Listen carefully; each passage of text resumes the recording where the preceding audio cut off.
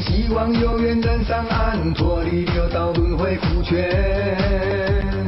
他把圣道传给你，他把三宝传给你，赐予你平安回到地天。先生菩萨一起下凡，只为来找你。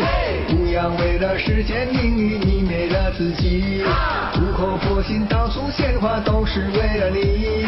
生命短暂，感谢上天不离不弃。你是时的沙哑洒徒儿，圣诞众人都不再多，提供与我们温暖，装载心窝，点亮他生命的火。你是时的沙哑洒徒儿，就像父子般情深意浓，放下心中的执着，快乐生活，认真修道就有收获。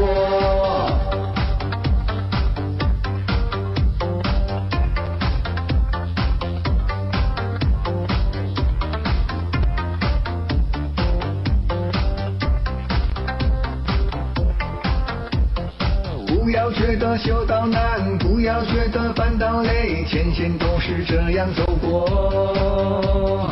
有你修伴更灿烂，积极精进到雾霾，跟随前线脚步往前。燃烧自己，照亮别人，一心度众生。白天鲜花灿眼神里，满心真欢喜。自从修道，人生变得更加有意义。学修相伴，一路有你更加温暖。你是时的沙哑洒徒儿，圣诞众人都不再多，提供与我们温暖，装载心窝，点亮他生命的火。你是时的沙哑洒徒儿，就像父子般情深意浓，放下心中的执着，快乐生活，认真办到就有成果。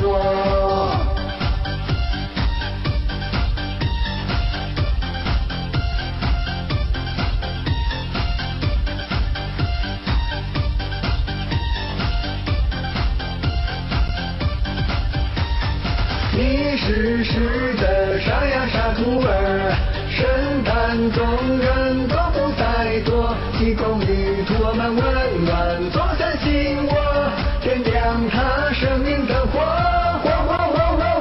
你是时的沙哑洒徒儿，就像父子般情深意浓，放下心中的执着，快乐生活，认真办到就有成果。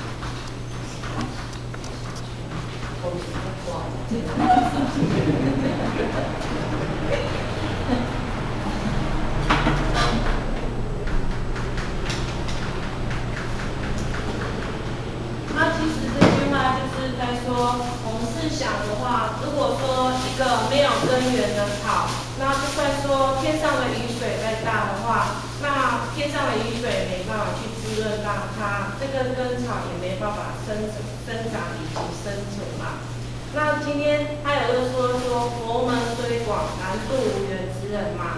那现在我们虽然是大道普传、名师降世的年代，社然这个道已经普传到全世界，但是今天如果我们没有善因缘具足的话，今天我们要得到道的机会也很难啊。那因为佛经里面有记载说，佛门虽广，难度无缘之人啊。佛门虽广，亦三不度。哪三不度呢？第一个就是说无缘者不度，第二个就是说无信者不度，第三个就是无利愿者不度。那各位前贤就会想说啊，佛菩萨很慈悲啊，那为什么他们不去度化他们呢？因为啊，他们就是因为没有善因缘具足，所以呢，就算仙佛菩萨要度他们也很难啊。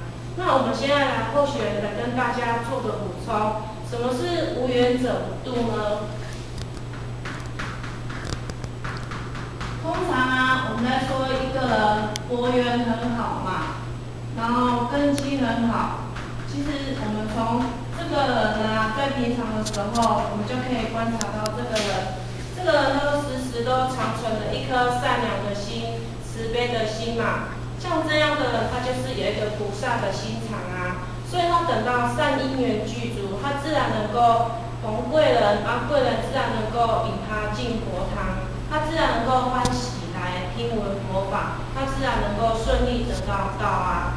那后学在说的善因缘具足，就是在说大道普传、名师降世的年代。像现在我们是3期末节嘛，那也就是大道普传的时候。那我们师尊师母2位导发人，他应了这个天时以及时机，所以他来道庄下凡来传道。那当然我们还要得这人生。如果我们今天没有这个身体的话，我们要怎么去修道呢？那要怎么来求道？更别说要来修道。当然还有我们要生在中华生，而不是生在一个很遥远的国家，或是伊索比亚落难的国家。这样子我们要得到道的机会就很难。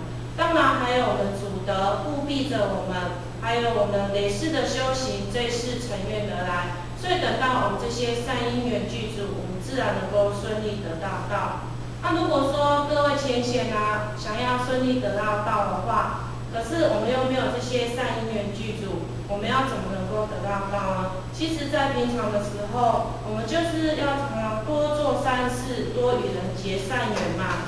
那就是心想好事，口说好话，身体做好事呢，多种善缘，自然我们能够逢贵人啊，贵人就会引我们进门，自然我们就欢喜来听佛理，也能够得到道。那这是后学在说的无缘者不度的原因。那第二个就是在说无信者不度嘛。什么是无信者不度呢？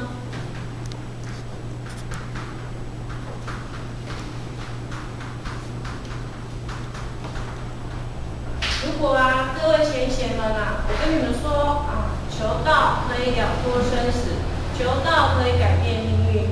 那跟你说了那么多求道的好处，可是呢，你们还是一样不相信求道的好处。那后学跟你说再多，你们也不会来到佛堂来求道啊。那后学在说求了这个道，这个道是什么呢？这个道啊，就是圣经里面在说的，我就是道路，我就是真理，我就是生命啊。那圣经里面在说的这个我是在说谁呢？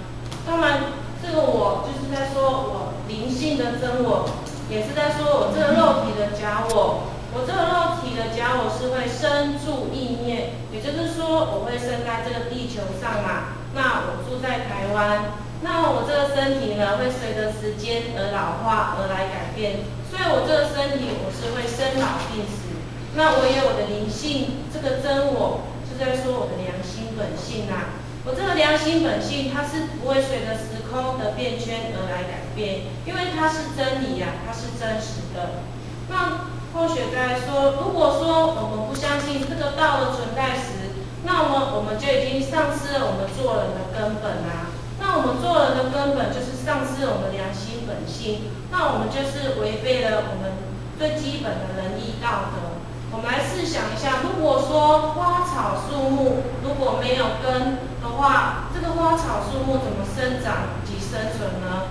那何况说我们今天来做人，我们灵本性是来自于上天给予我们的，是我们良心本性啊。如果我们丧失了这些良心本性的话，我们就好像是一台火车嘛，行驶在轨道。那如果说我们脱了轨道的话，那这样子是不是很危险呢？那如果说你们还是不相信说求道可以了脱生死，可以改变命运的话，就算说有些佛要去度你们，也很难啊。那如果说今天各位贤贤来到佛堂，只是因为人情因素，朋友约你来，你可能认为说我来这边烧香拜拜，求得平安而已。那可能说你不了解这个道的至尊之贵在哪里，可能你今天来到佛堂，只是跟佛结善缘而已。那下次要再约你来佛堂的学习的话，这个机会就很难。那么各位贤贤，那今天是不是与佛只是有缘无分呢？那这样子是不是很可惜呢？